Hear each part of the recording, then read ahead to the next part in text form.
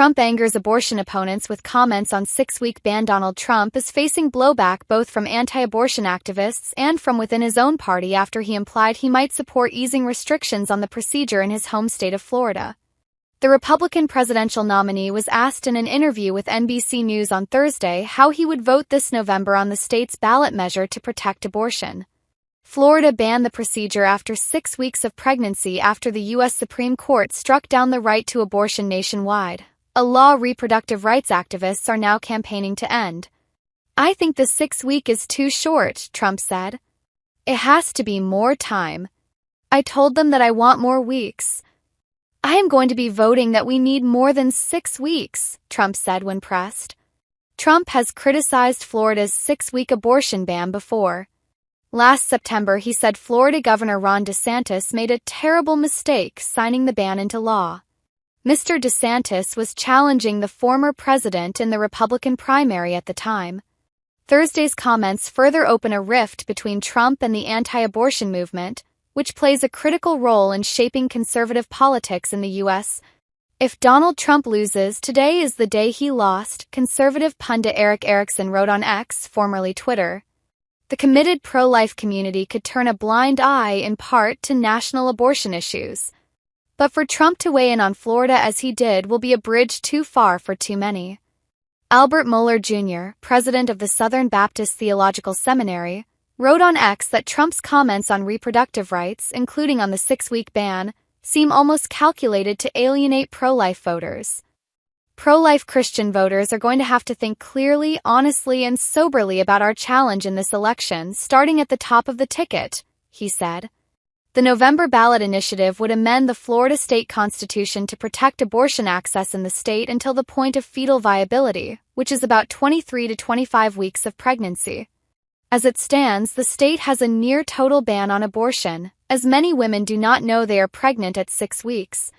The proposed amendment states, "No law shall prohibit, penalize, delay, or restrict abortion before viability or when necessary to protect the patient's health, as determined by the patient's healthcare provider." Voters cannot choose a number of weeks into a pregnancy that abortion should be permitted. They can only choose yes to support the amendment or no to reject it. Trump campaign did not respond to a request to clarify his stance and whether he would vote yes or no to the measure. Campaign spokeswoman Caroline Leavitt told the New York Times that Trump has not yet said how he will vote on the ballot initiative in Florida. He simply reiterated that he believes 6 weeks is too short, she said. Trump's running mate, Senator J.D. Vance, tried to clarify the campaign's position on CNN on Friday. Mr. Vance said the former president will make his own announcement on how he's going to vote on the Florida measure, which will be based on his own judgment. Opinion polling indicates that a majority of Americans support abortion access. A July poll from the University of North Florida suggested that 69% of likely voters supported the ballot measure and 23% opposed it. The political backlash after the Supreme Court brought an end to Roe v. Wade, the landmark precedent that protected abortion access nationwide in 2022, has presented Trump with a political conundrum he has yet to fully solve.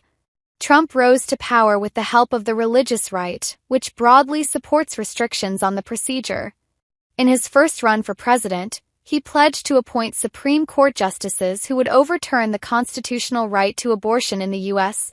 He kept the promise by appointing 3 conservative jurists who ultimately voted to overturn Roe v. Wade. Abortion has now become a central issue in the 2024 presidential campaign, one that Democrats have used to rally voters.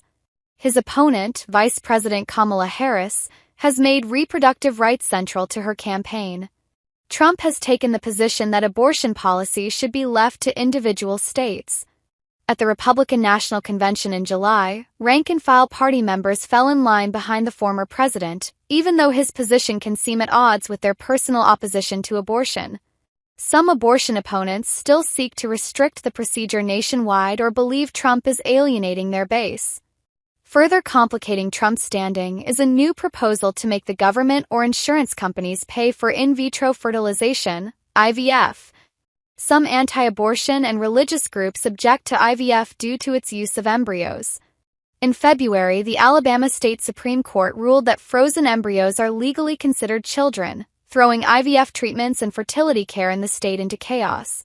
The Republican Party and Trump have sought to distance themselves from that ruling, and Alabama's Republican-controlled legislature later passed IVF protections.